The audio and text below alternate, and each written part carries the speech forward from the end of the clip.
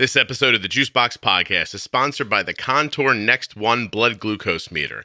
It's the best blood glucose meter my daughter has ever used. And when I say best, I mean it's the most accurate one that we've ever used. It's the handiest blood glucose meter that we've ever used.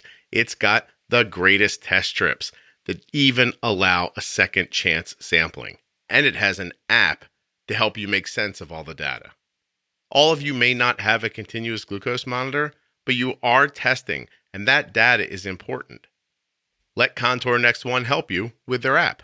Check them out, contournext1.com, where you can click on the links in the show notes or the ones you'll find for this episode at juiceboxpodcast.com.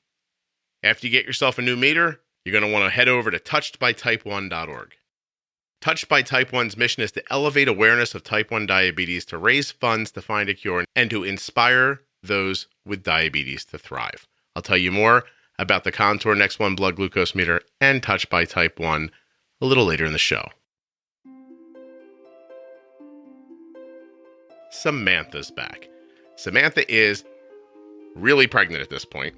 This is her third time on the show. She came on after her first trimester, after her second trimester, and now as she's getting ready to deliver.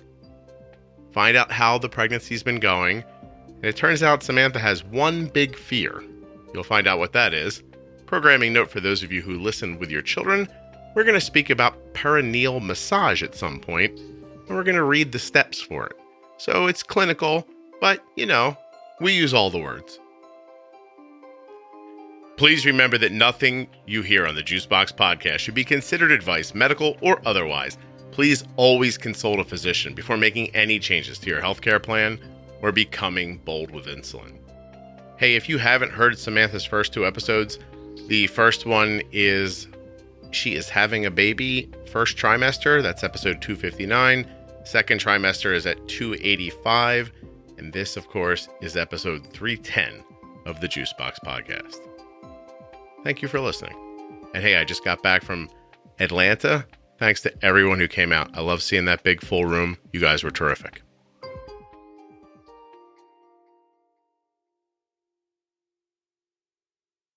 Good morning.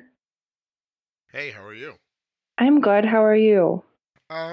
Yeah, I'm all right. Yeah. I perhaps overcommitted a little bit on the public speaking, but I'm doing Oh, okay. yeah. Tired? I got sick on the last flight. Oh, no. And I had this situation where I was in Dallas, and it was a quick turnaround on a long flight. And so I left my house at 9 a.m. Saturday morning and returned home at 1 a.m. Sunday night. So Monday morning. Yeah. And then I had to get up in the morning and go to like a long dentist appointment at 10 a.m. And while I was sitting in the dentist chair, I thought, my throat feels weird. Oh, I gosh. started remembering the coughing kid on the plane, and I was like, Yeah. So I was like, I'll be okay. Because, Sam, here's the thing you don't know about me. I don't get sick.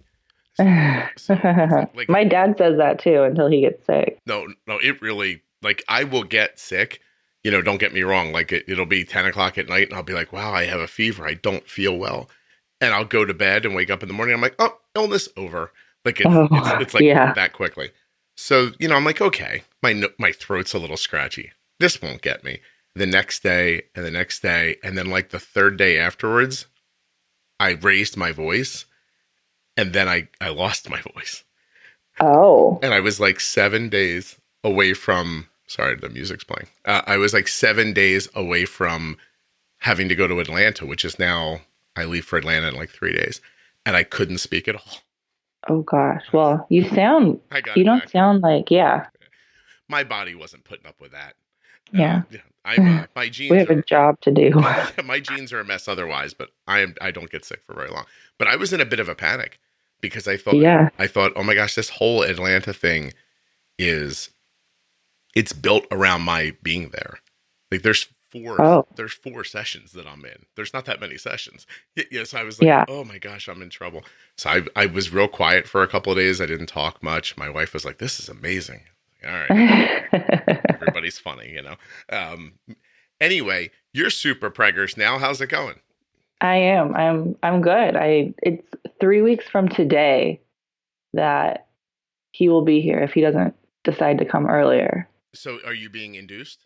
Yeah, they're inducing me on the 17th of March. Oh, wow. Is that a day? Isn't the 17th of March something? Yeah, but it's also the only day my doctor is working the entire day. So I have to, it's St. Patrick's Day, but. I was just thinking all the Catholics listening are like, yes, idiot. It's St. Patrick's Day. I'm just like, that number's ringing true in my head for some reason. Are you excited to have the baby on St. Patrick's Day if it happens, or do you just don't care? It's just the day they had. I'd rather it not be on a holiday, but but as long as, it's fine. Because it was really important that my doctor was the one that was there to be the one to deliver. And so like they're having me come in right after midnight on the 17th.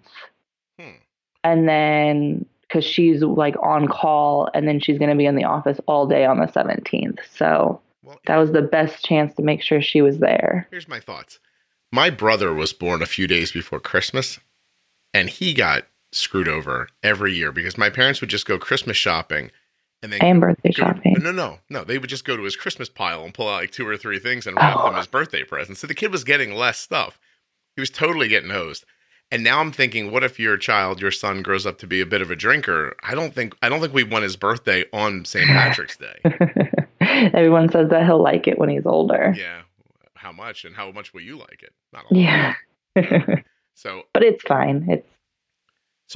I'm super interested in how, because I realized when we started doing this, like the first time we spoke, it was going to be, there was a lot there. Like you were getting over a personal tragedy. You were pregnant again. It was a lot of excitement and little consternation, maybe a little worry. And then the second one's always like, that's the cruise control part of the pregnancy, usually like that 3 to 6 month range. But I'm going to curse and then bleep it out. Shit gets real in the last 3 months, right? Yeah. So what's been going on? I'm huge. That's definitely, and people keep saying how big I am. And I'm tired all the time. It's really hard to sleep because especially in the last couple weeks when he is like big enough in my stomach where he's like running out of room. At night he likes to stretch, so it's like his butt is pushing on one part of my stomach and his feet are pushing on the other part of my stomach. So it's very hard to sleep because his feet are on my right side. And I usually try to sleep on my right side. But then it's like he's poking me. And then I try to turn over. And he doesn't like that because like his whole body shifts and it's a lot. It's hard to sleep with other people, whether they're outside of you or inside of you, apparently. Yeah. So are you able to move him or do you have to move yourself? Have you figured anything out or it's just kind of fruitless? At night, I think I'm just too tired to deal with it. During the day, if he's doing the same thing, I will like push on him until he moves. Gotcha. And go ahead. No, I'm sorry. I started to talk and then my brain was like, you have nothing to say. So. Yeah. My husband gets worried when I push on my stomach a lot, but he's fine. Yeah. Cause sometimes you can't feel him at all. Like right now he's not awake. So I can't feel him at all. But like in a couple hours is when he usually wakes up and he'll be like poking in sides and my stomach will look deformed because he's poking at 2 different sides of it. How do you find the commentary? Because I was thinking about it from my perspective. Sometimes you see a pregnant woman who's clearly like towards the end. And it's nice. Like, oh my God, you're so big kind of means like the baby's coming or, like something like that. But that's if you hear it once. What happens when every person who passes you is like, oh my God, look how big you're like, how does it end up feeling? I don't mind much. The only thing that runs through my mind is like, he has to get out of me. So stop saying that I'm like so big because that means he's so big. The exit's not so big. Yeah. Like I'd rather him be like, oh, you look like a normal size. So yeah, he'll be normal, but he was measuring like perfect normal size up until like 2 weeks ago, we had our final ultrasound where they measure him, and his like body is measuring a little bit bigger. So have you ever been behind a tractor trailer on the highway and you're coming up on an overpass and you think, oh my God, it's not going to make it. It's not going to make it. And then it goes right under and it's not a problem. yeah, that's what everyone keeps telling me. They tell me not to worry about it. Oh no, I would worry about it. I'm just saying that from the, you won't see that. You won't be behind the tractor trailer on the 17th. But your husband's going to have that feeling. He's going to be like, this isn't going to work. There's no way. Oh, look, the baby came out. That's amazing. Yeah, really does feel like that. Actually, tell him, unless he's got a strong feeling about it, he should really probably stay up on your half of the game. It's easier. Yeah, I don't know what he plans to do, actually. We haven't talked about that. I always just assumed he was going to be next to me because I'll need him to be there for me. But I don't know. I wonder how that always goes, because I felt like I was, well, with my first son, like I have 17 sons. With my first, my son, when my son was born, my wife was in labor for quite a time. And at one point, I was trying to do all the things that I thought I was supposed to be doing, like comforting stuff. And she's like, why don't you go get something to eat? Which I look back on now and I feel like she was like, what if he just got out of here for a little while? I'm realizing, right? So back then I was younger and a Dorito was nothing. So I had a sandwich and a couple Doritos or something. I come back up. She goes into labor later and I have Dorito breath. My wife will retell this story with the same anger that she had on the day of my son's birth. She'll tell that story right now. It was just, I was like, it's going to be okay. And she was like, oh my God, like get back. And so he's going to screw something up, or perhaps he won't. Excuse me. I'm excited to find out which happens. If he just or if you get irritated with even the support at some point, if you find it necessary. Like, it's a really interesting what happens in the moment. Are you thinking about epidural, or what are you planning for? Touched by Type 1 has programs and services for those living with the daily reality of type 1 diabetes. They offer a supportive community with many interactive programs and creative resources designed to empower one to thrive with type 1. Programs like their annual conference, their awareness campaign, Bowl for a Cure, their dance program, Dancing for Diabetes, the big show every year. And they even have something they call a D-Box that they send out to newly diagnosed people.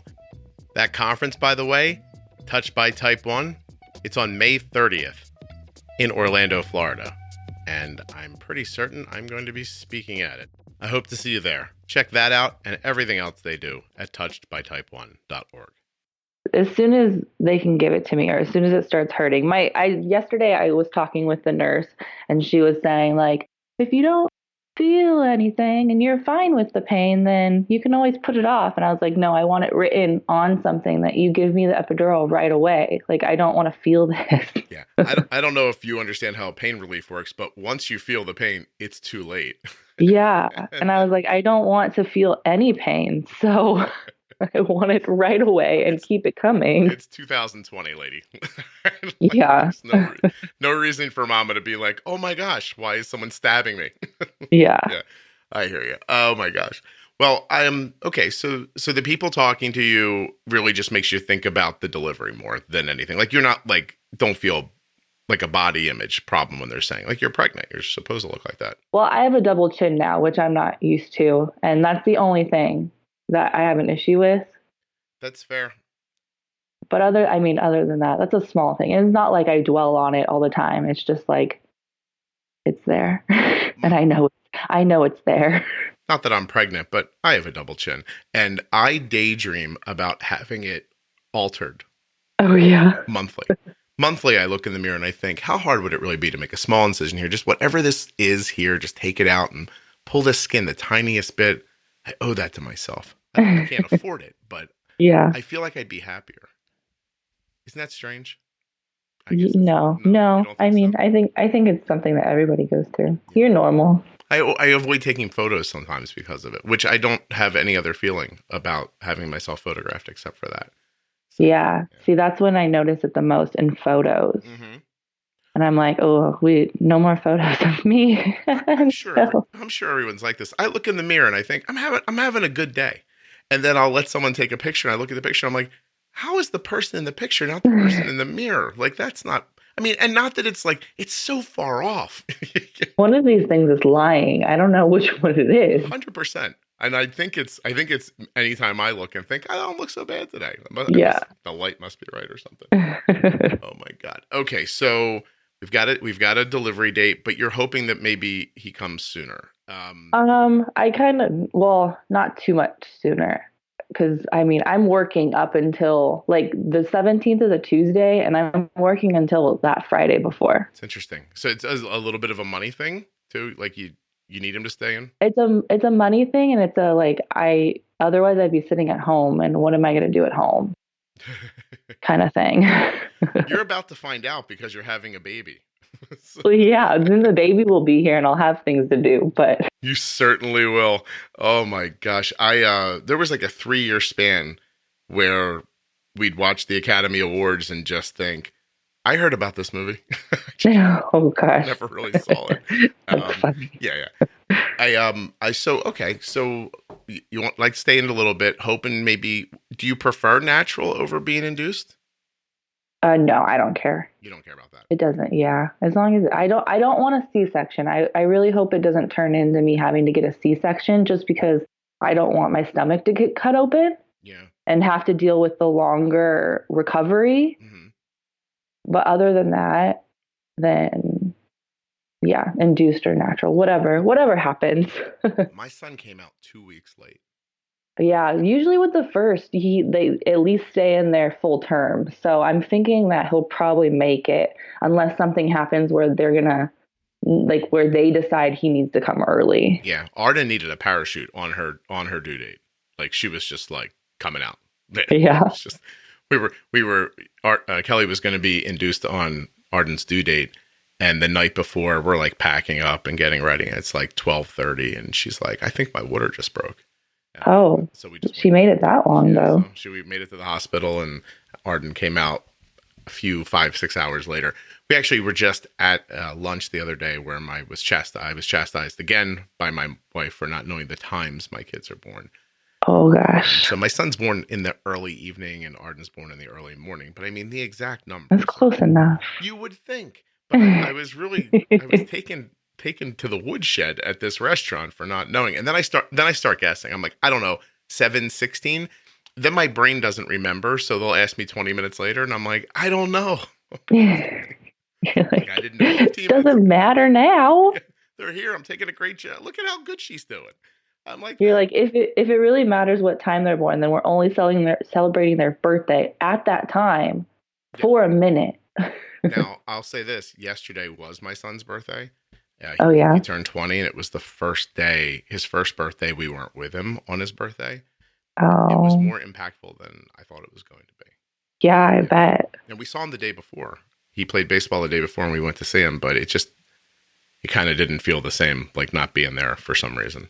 So anyway, all that sadness you have to look forward to also. Yay. Turns out when you love somebody, it hurts almost as much as it feels good. All right. So how's your diabetes been? How's that been going? Right now, in the last couple of weeks, it's been a lot nicer to me than it has before. I went through like maybe a month span where I wanted to scream because my insulin resistance kicked in. I was hoping that it wasn't. I thought I was going to get just going to be a miracle and I wasn't going to deal with that because everyone had said that it kicked in earlier for them and it wasn't happening for me. So I was like, maybe I skipped that part. Right. But I didn't. I hit that and I was needing a lot more insulin and I was changing my Omnipod like every day and a half because I was going through so much insulin. And I mean, I probably could have eaten less carby things and made it last longer, but I didn't really change the way I was eating. So I was going through my Omnipods like every day. Well, you had that chin to feed. Yeah, exactly. It's there now, so you might as well take care of it. Yeah. What are you going to do? Give birth to that chin and then ignore it? That's not okay. Yeah. I'd have to call DIFUS on you for that. So that was really, I felt like I was changing it like every second, which was crazy.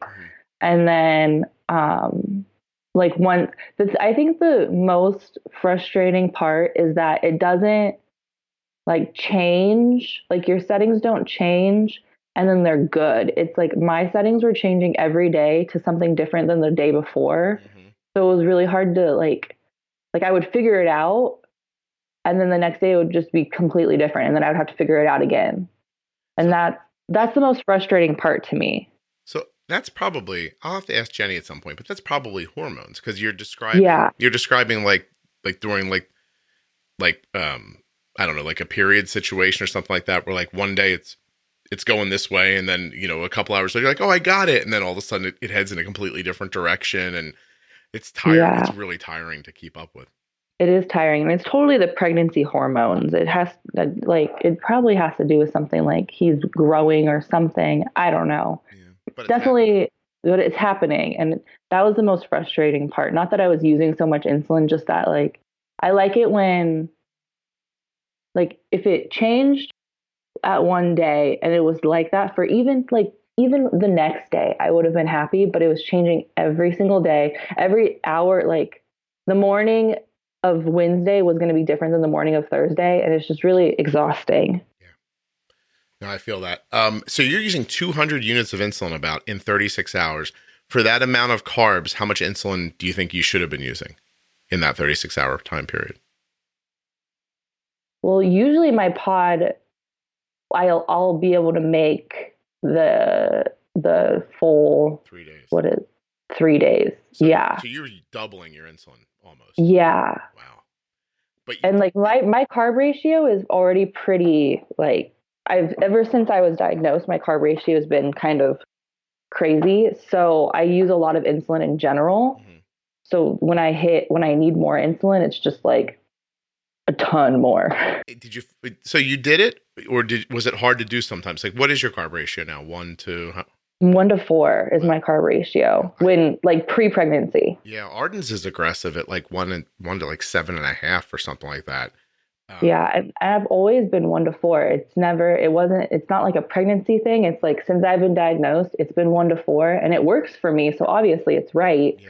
It's just when I'm needing more insulin on some days, it's like I use a lot of insulin. That's got to be scary. Is it? Well, I'm thinking for you, but is it scary to use that much? It was in the beginning. I especially during the pregnancy, I've gotten a lot more used to using more. Mm-hmm.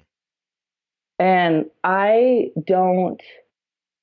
So I break up the bolus in the pod just because I worry about like I have problems with the pod leaking sometimes if I do too big of a bolus.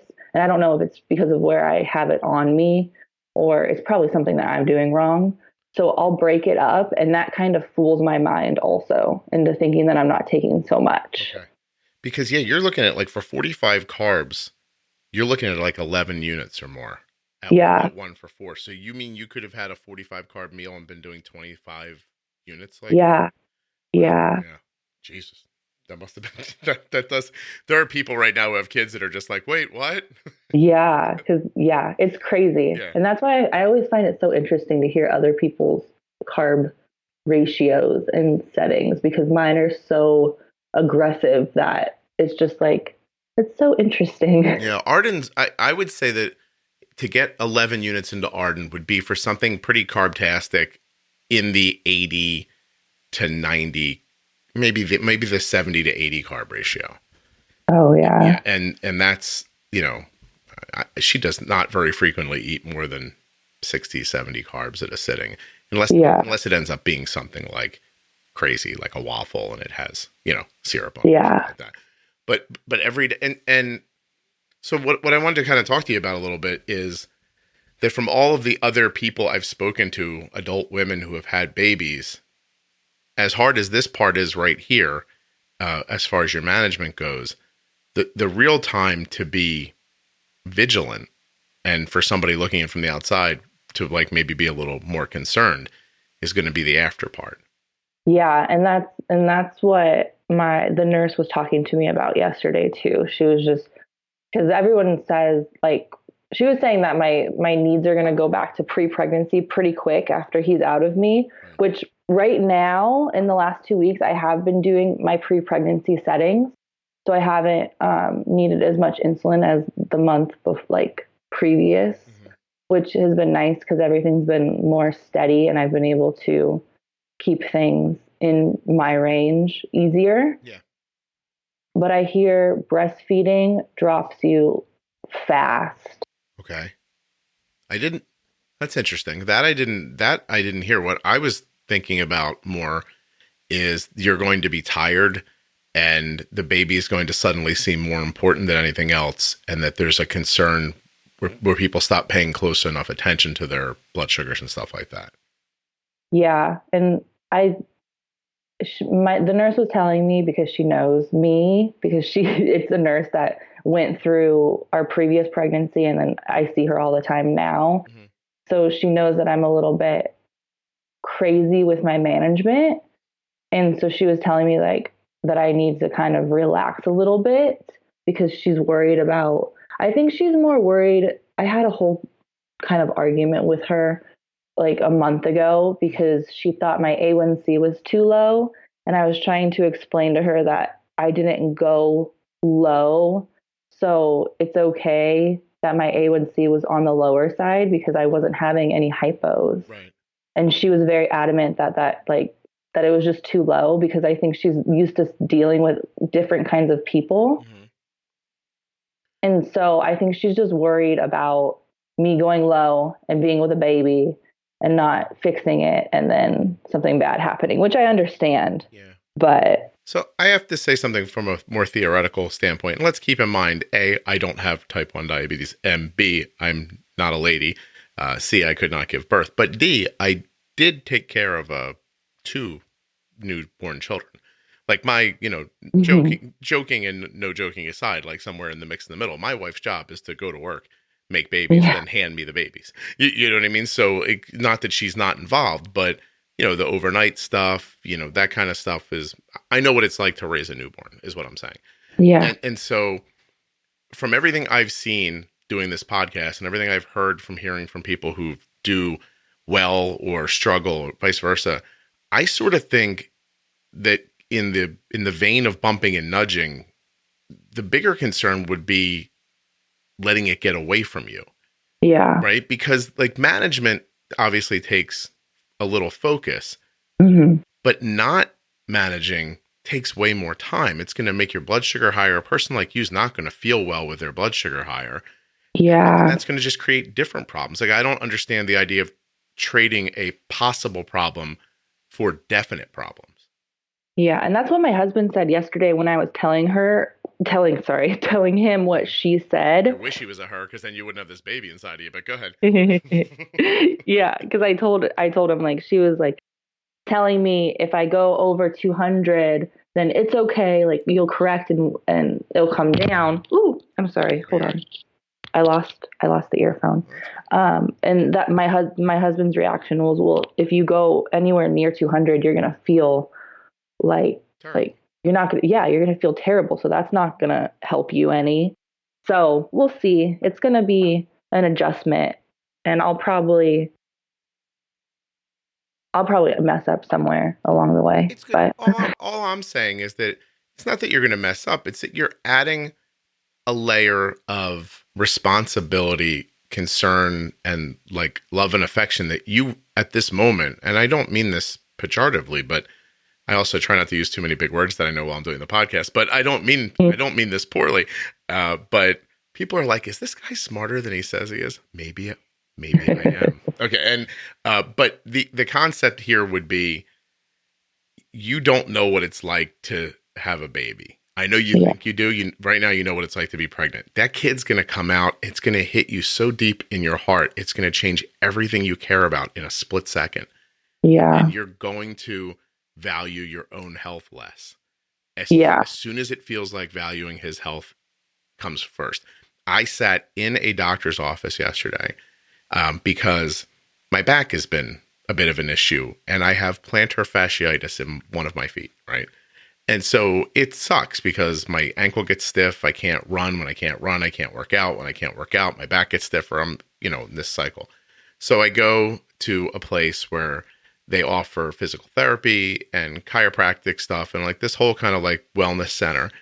And I'm in there going like, just let me go to the chiropractor guy. And they're like, no, if you do 2 weeks of physical therapy too, like we'll get you back to where you need to be and you can keep going. And I'm like, yeah, I don't have time for that. And the guy's like, what do you mean? I'm like, I don't have time. And he's a younger guy, he's a married man, but he doesn't have kids. And I'm explaining to him like, man, you don't understand.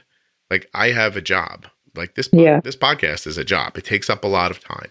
It doesn't make a ton of money, but it makes enough money to help me send my son to college. And this is how much college costs every weekend. And this is what my mortgage is and my bills. And, and I have to support my wife who's making the lion's share of the money that's taking care of all these things. And I have a daughter who has type 1 diabetes. She has hypothyroidism. She's been struggling with muscle stiffness and other problems. She just had a surgery to have this thing taken out. I'm like, you don't get it, man. I'm like, I'm not a person. Yeah. I'm a facilitator. And then at the end, if there's anything left, that's when I'm a person. And the guy's like, that's wrong. And I was like, no, I know. And I completely agreed with you on that right until I had a kid. And so like, theoretically for all single people listening, you're right. I need to value myself and make more time and all that stuff. But when you're in the fight, when people are shooting, that's not how it goes anymore. So I just want to caution you against that because you have a different layer with diabetes. And yeah, I feel like if Arden was about to have a baby, this is what I'd be saying to her, that you should learn from me and value yourself enough that you can strike a better balance than what our monkey minds do once we have kids, which is just like, oh, I'm going to just die sooner. As long as he's okay, it doesn't matter. I know. And that's probably something I'll struggle with because I already see myself, like when we babysit my nephew more than my niece, because my niece is older, but my nephew is 4. Like I notice that when I'm taking care of him, I kind of don't, because I'm like the person that constantly checks my Dexcom, and every 5 minutes I know what my blood sugar is because I like, if it changed for whatever reason, I need to know so I can stay on top of it, because that's just who I am. I hear you. Probably not the most healthy, but oh no, you're probably insane, but I'm listening. Yeah. And but I understand that I'm insane, so it's okay. But when I'm watching him, I don't really pay attention to it as much, and then my alarm will go off. And I'm like, "Oh, okay. I need to do something." Where are your alarms set? Right now I have my alarm set at 80 and 120. So they alarm when I have time to do things, but also if I'm 80 and running around with a 4-year-old, then I could be 60 in the next 5 minutes. Right. So it's something that I'm going to have to figure out. Yeah, it's going to be different, right? You're going to have to, you've now known what it's like to have type 1 and not be a parent, and now you're going to find out what it's like to have type 1 and be a parent. And maybe stability at a slightly higher number than you're accustomed to maybe will be the way to get through the first number of months. And I'm not also saying like for the rest of your life, because that's the other thing, is that if you think your diabetes has changed a lot over the last number of months, day to day, like wait till you see what happens. Like, there's a stretch of time where the baby's just like a drinking, pooping machine like that. But once that stops, it's just like, I don't know. It just feels like you're on a roller coaster constantly going down a hill, and then one day it flattens out and they leave for college. So the rest of it is going to change frequently. And it's going to happen so quickly, you're not going to notice it happening sometimes. So, if you can't be fluid and be a parent, you're going to be in trouble. Yeah, of course. Yeah. So I'm saying, I think your management, like if you chose a slightly higher number to stay stable at, and that benefited you, not saying that even that's your answer, but if that's what you choose, it's not going to need to stay like that for long before your life's going to shift, and you could probably shift along with it.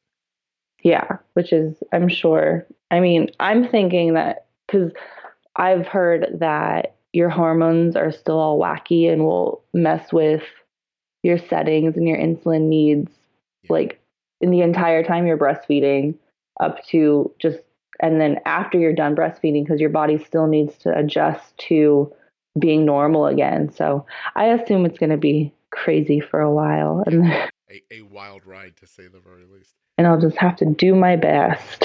And remind us again what the little man is going to be called when he gets a name. Harrison. That's 100% correct.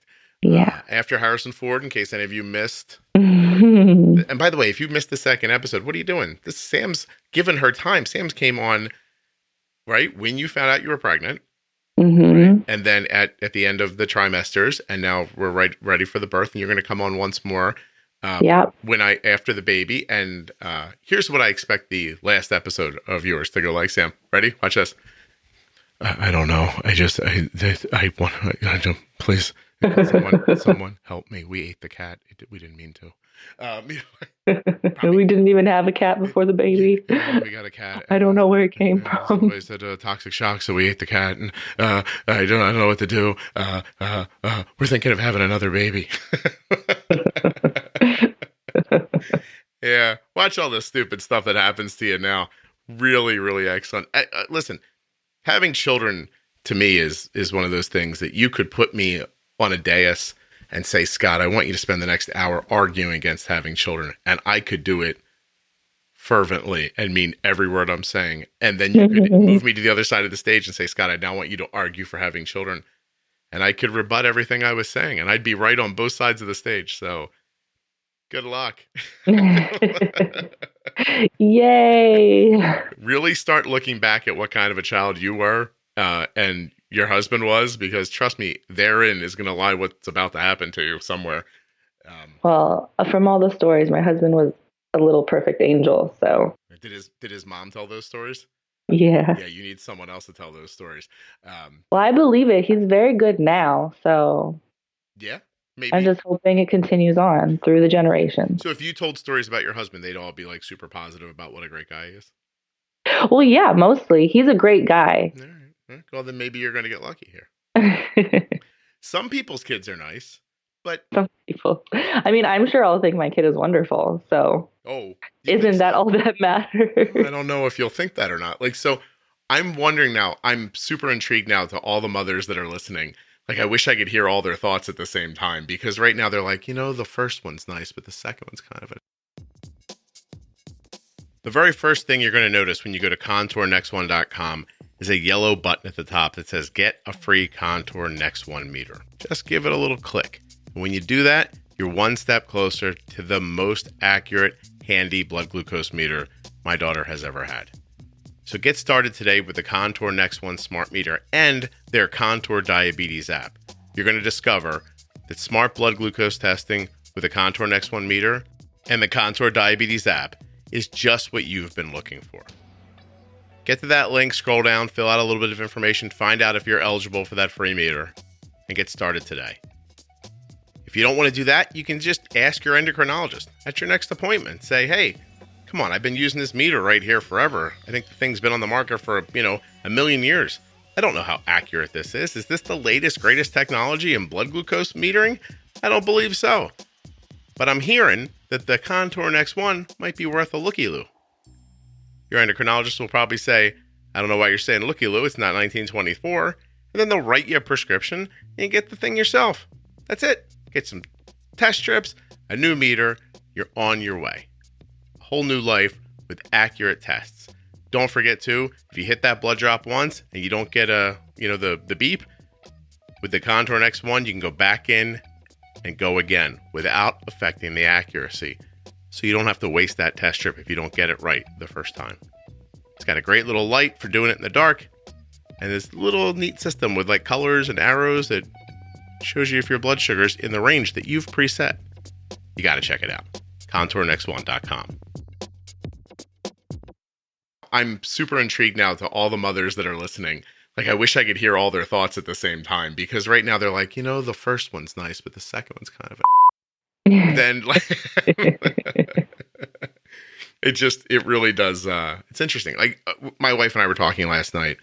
My son had his very first start at college, and his team was getting, like, they were really putting it, like, getting it put to them. They had maybe 2 hits the whole game.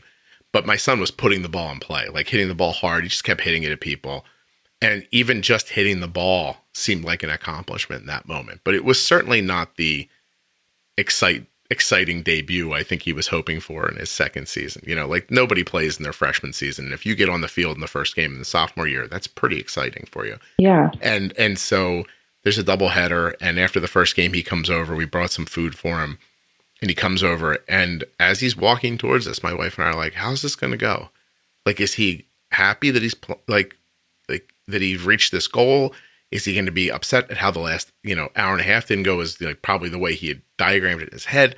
Like, where's this going to be? And we knew for certain that the year before he would have walked up to us and been disappointed and probably aggravated to some degree.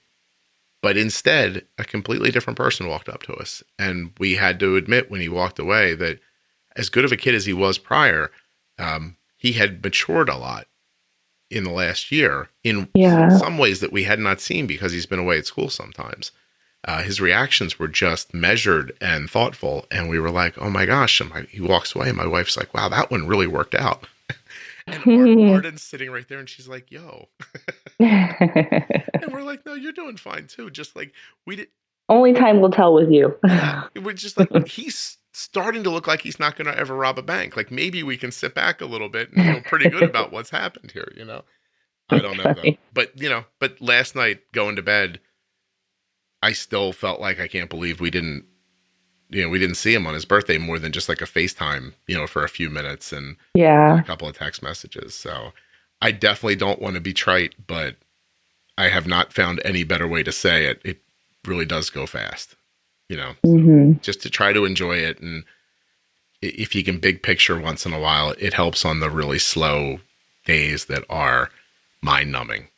There are going to be a lot of days where you just start questioning your existence. You're like, why am I here? Even what am I doing? Oh, gosh. The kid's no bigger, doesn't look any different than yesterday. All he's doing is sitting there crying. Oh my God, if he was an egg, at least I could just turn a lamp on him and go out. But, it's illegal to leave them by themselves. In the 50s, you could put a kid in a crib and go outside. No one cared. Nowadays, that'll get you locked right up. So, so what do you expect? You have expectations now? Are you clear-minded about what you think is about to happen?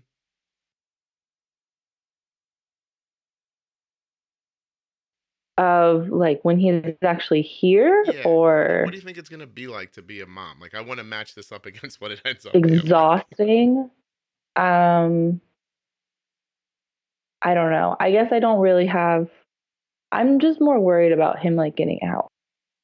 Wait, say that again. Get like escaping? Getting out of me. Like I thought you meant like the house. I thought you meant like I don't want to fall asleep and have that kid wander off someday. No, I'm like, I haven't got farther than that. I'm like, I worry that he's not going to be able to fit into his clothes because he's going to be, I think I'm making him a lot bigger in my head than he's going to be. At least I hope so. Did they give you an estimate of how big they think he's going to be? Well, when was that? It was either 2 weeks ago or it was last Monday, whenever the holiday was. Mm-hmm. It was last Monday.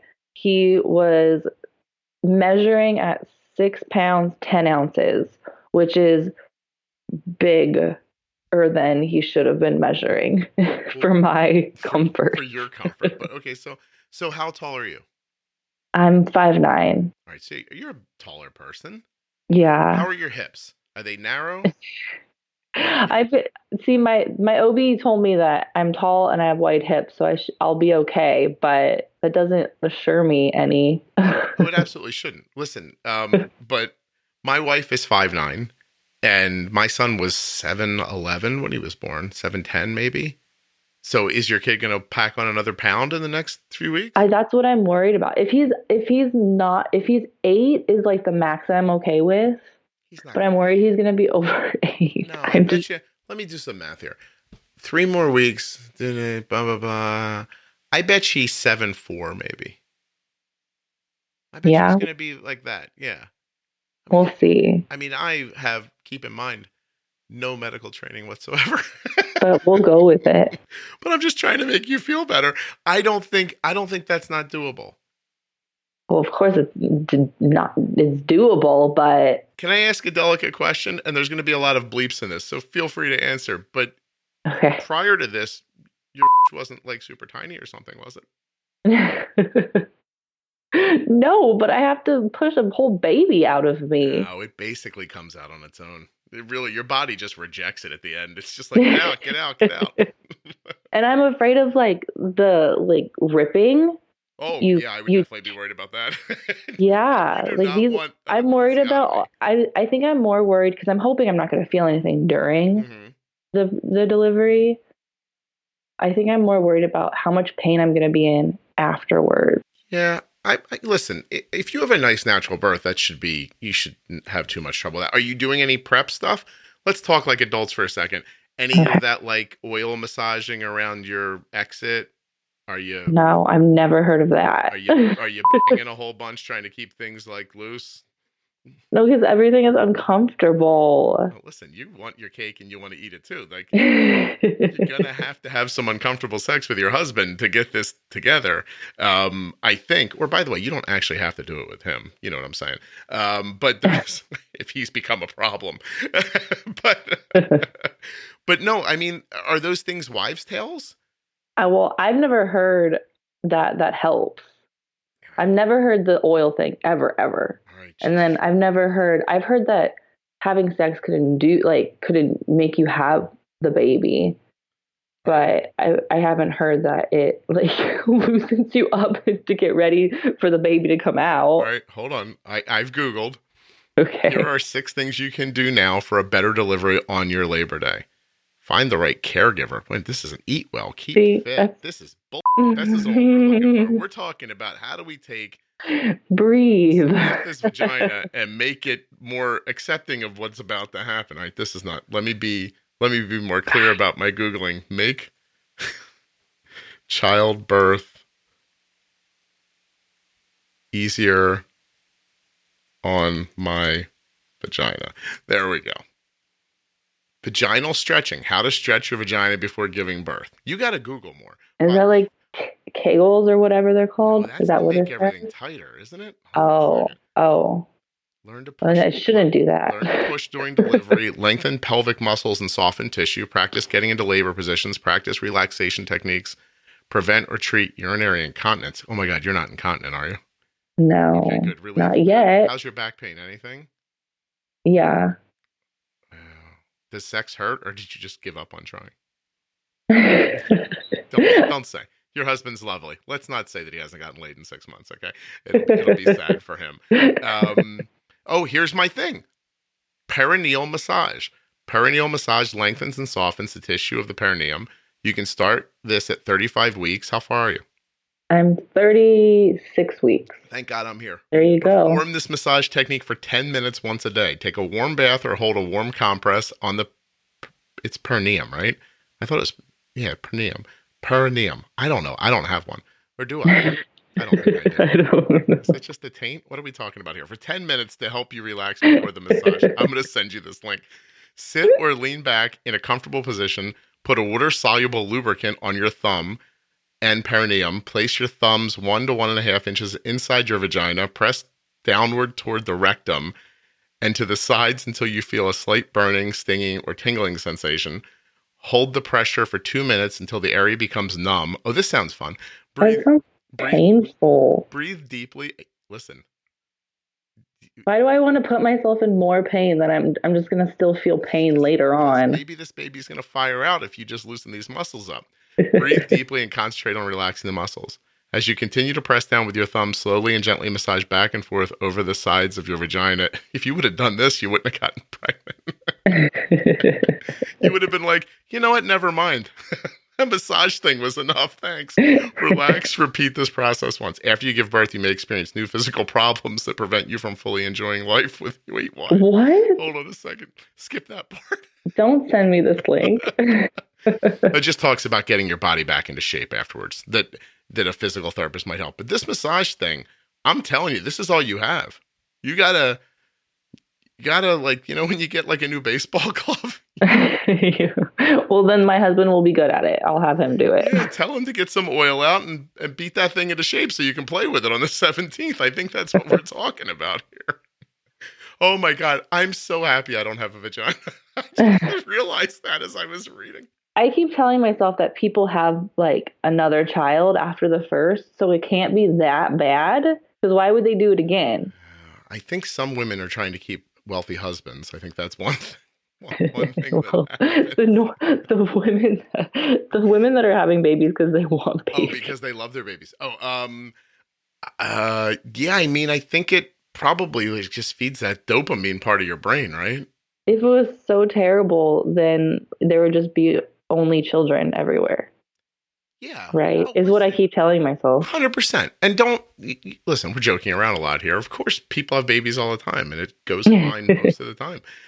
But yeah, I think if you don't need, what is that word when there's, when they cut to make the space? Oh, I know what you're talking about. I don't know what the word is. Such a silly word too. I'll think of it in a second. It starts with a P. Program note, I realized it was episiotomy as soon as I said starts with a P, but then when I remembered what it was, it felt mean to say in front of Samantha. I'll figure it out. If that doesn't happen, and if you don't poop yourself when you're pushing, I think you're doing really well. See, I'd be fine with that. That's not going to matter to me. I like your line. You're like, listen, if someone's got to clean that up, that's their problem, not mine. I'm paying to get in. Yeah, I'm paying plenty. Yeah. They can clean up my poop.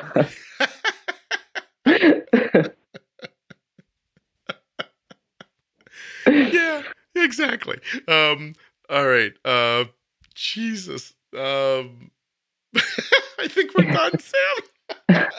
We'll end on that. We're a little early today, but I feel like we've covered a lot. I didn't realize we'd be reading about the massage technique. I just came up because I remember hearing it somewhere. I don't know if my wife did it or not. I don't think she did. Or if she did, she was like, I don't need him for this. But I mean, it makes sense, right? Like if you were going to go for a run, you'd stretch your legs. Right. I mean, yeah. Yeah. Logical.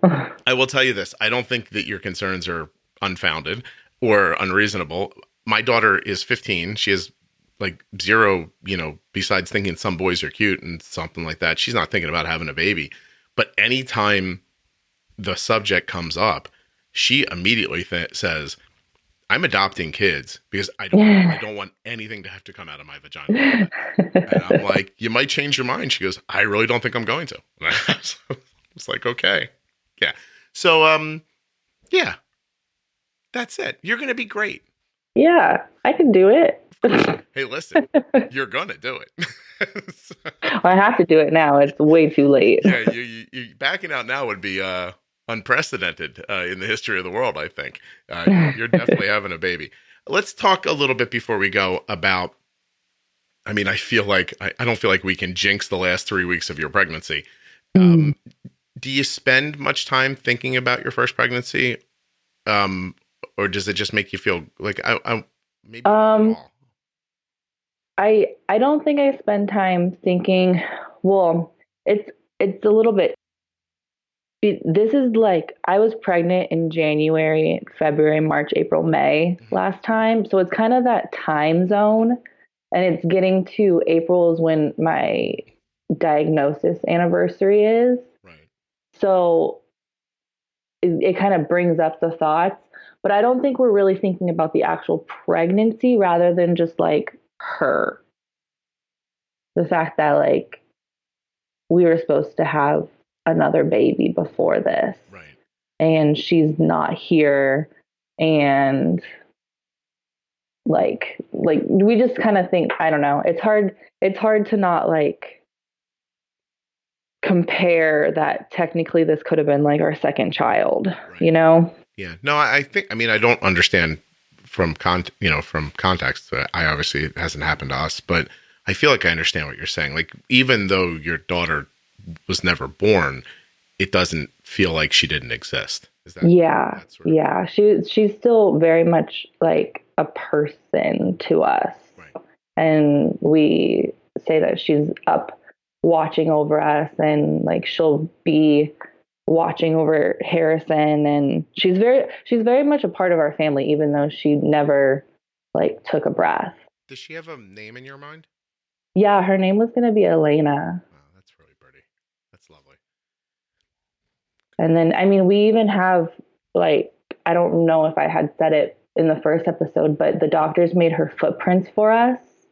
So we have her footprints, like, framed in our bedroom, mm-hmm. and we have her ashes. So, like, she is a person to us. Yeah. No, I agree with you. I don't think that's something anybody could argue with. You know, just the idea that you were going to have a baby, and just because she didn't make it all the way to the world doesn't make any of that less anything, you know? Yeah. Well, you guys are doing great. You really are. You've Thank you. Rebounded from, you know, a tragedy and turned it right around. It must have been incredibly scary to try to have a baby again. And then to have diabetes on top of all that is, it's stressful. It's a lot. Yeah. But you're doing it. Yep. Right? Yes, I am doing it. That's sort of the truth, right? Like, yeah, you hear people say things like, you know, just try it. You'll see, you know, that kind of stuff. Like anything's accomplishable. And I have found that in my life. Just sometimes and it's completely doable. I want people to know that just because you have type 1 diabetes doesn't mean you can't get pregnant.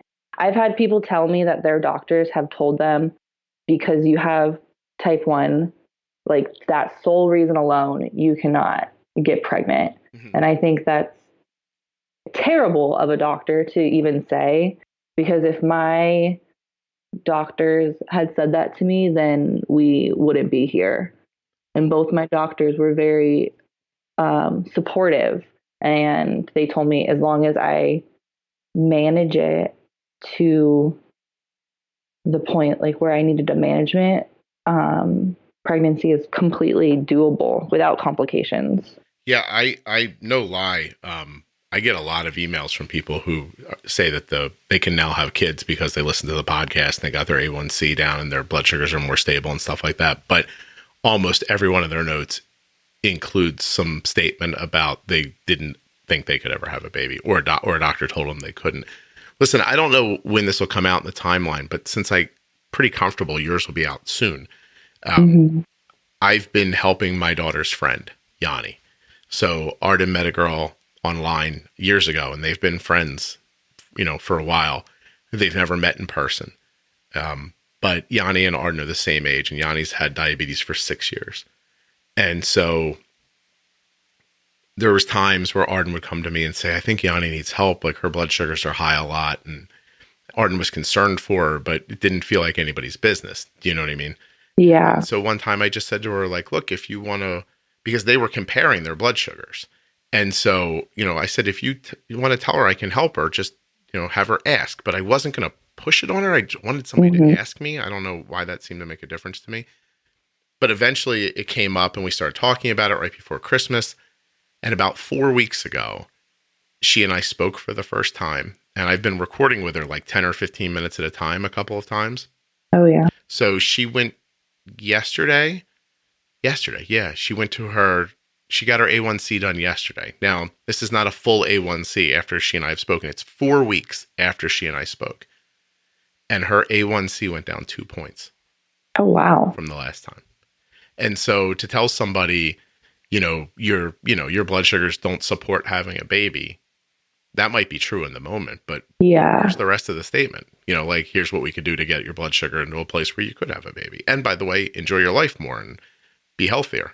I think that's the most important thing from, like, hopefully people are getting from listening to, at the very least, like, my episodes. Like, it's completely doable without any complications, and to have, despite having to deal with the diabetes, to have a completely normal pregnancy. Yeah. I'm super excited for you. This is really great. I feel like I'm having a baby a little bit. I'll send you a picture in 3 weeks. Oh, yeah. 100%. That's when I'm not going to see my endo again until the end of April. He said that I just need to make sure I text him a picture of the baby. Oh, that's so nice. It's cool too. You have so many different people like thinking of you and supporting you and everything. That must be helpful as well. Yes, definitely. Yeah. The only difference between you having this baby and me being involved is that on the 18th, I'm not going to be tired. Well, hopefully the 18th, I'll already have the child by then. Well, let me give your husband a tiny bit of advice here. The night you have the baby and they get you up to move around the room and there's not a lot of space, so he sits down on your bed for a little while. Don't do that. Don't fall asleep. Yeah, because I might have done that after Arden. Oh no! I got in the bed and I was like, and the other day she's like, I can't believe you fell asleep. That again, 15 years ago, and I said I was tired. she's like, I just had a baby, and I said, Kelly, I know I've said this to you a million times, right? But just because you're tired doesn't mean I'm not tired. You're like, so you understand. We were tired. Yeah, your struggle doesn't negate mine. I don't think she accepted that, by the way, as a viable excuse. But anyway, I was sleepy. And it turns out I used to have really low iron, so this isn't my fault at all. Oh, there you go. See? I have valuable medical reasoning. I could get a doctor's note for that. I should. You should. The next time I go in for an iron infusion, I'm going to get the doctor to write a note back on the date Arden was born, excusing me for falling asleep. I don't think it's going to matter much, but good luck. I'm trying to win. We're in a point system here. We've been married a long time. I'm way behind, okay? All right, Santa. I hope everything goes great. I'm sure that baby's going to fly out. You're going to be fine. There's no going to be any problems. Fingers crossed. Yeah, 100%. All right, and I am sending you this stuff for the massage. I'll take it. Okay. I'll send you the text. So, okay. And if you do it, you have to tell me. Yeah, it hurt a lot and it still freaking hurt when I gave birth. All right. That seems fair. All right. Happy birth. I will talk to you soon. Okay. Thank you. Bye. Bye. A huge thank you to Samantha for coming on again to describe her journey through pregnancy. She's going to be back one more time a few months after she has Harrison to tell us what it's like to be a new parent with type 1 diabetes. Huge thank you to the Contour Next One blood glucose meter. Please go to contournext1.com to find out more. And of course, Touched by Type 1. When you go to touchedbytype1.org, you're going to see an organization helping children and people living with type 1 diabetes. You're going to find an organization that's helping to raise money for a cure and so much more. Touchedbytype1.org. Give them a look. Once again, I want to thank the Georgia chapter of the JDRF for having me down to Atlanta this past weekend. I had a terrific time. Met a ton of wonderful people. I want to wish you all success. If you're listening for the first time here, hello. Coming up in the next couple of episodes, a 2-part conversation about looping. Coming soon. Maybe it'll be Friday. Maybe it'll be next week. I haven't decided yet, but I'm getting close to deciding. Anyway, it's going to be really soon. Dun, dun. Bum, bum, bum, bum, bum, bum, bum, bum, bum, bum, bum, bum, bum, bum, bum.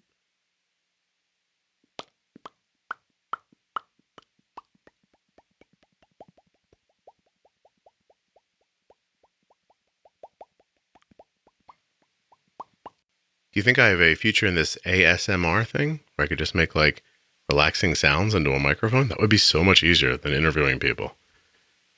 I don't even know how to begin to do that. What would I do? Would I whisper? I don't think I can whisper. Hello. You're listening to the Juicebox Podcast. Today on the show, I definitely can't whisper. It makes me like short of breath whispering. I need to like fill my lungs and go. You know what I mean? Like that. Yeah, I don't know. I couldn't do that. All right, I've fallen down a rabbit hole here. ASMR stands for Autonomous Sensory Meridian Response. The Autonomous Sensory Meridian Response, sometimes Autosensory Meridian Response, is a tingling sensation that typically begins on the scalp and moves down the back of the neck and upper spine. A pleasant form of parathesia, I think. It has been compared with auditory tactile synesthesia and may overlap with frisson. Oh, well, hell, now I don't know what frisson means. Give me a second. Frisson. Is that a made-up word? A sudden strong feeling of excitement or fear, a thrill. And that just comes from like, well, what's an example of ASMR then? All right, people, give me a second. It's a video here. I'm listening to a video from Mashable. Get to it, man. What does it mean? Common triggers. Here we go. Whispering. Crisp sounds. Like tapping and crinkling. Hold on.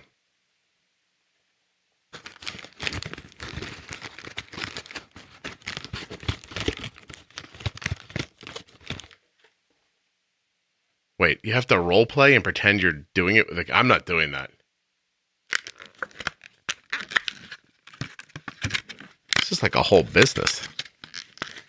Not everybody gets the sensations from the trigger sounds, the video says. Well, it's definitely not doing anything for me, so. Yeah, I thought I could make a little extra money on the side here.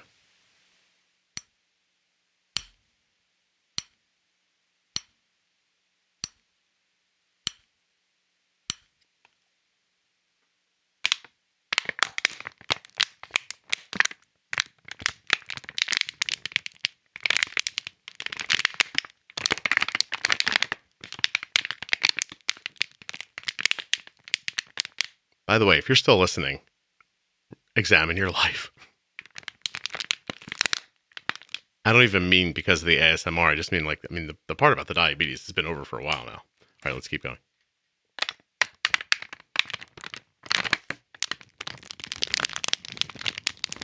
Ooh, here's an idea. Let me try this.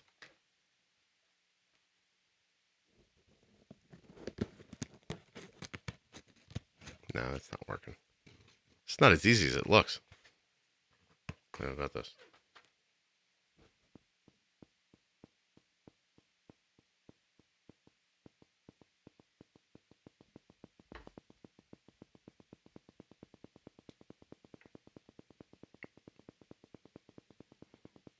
Okay. I'm done.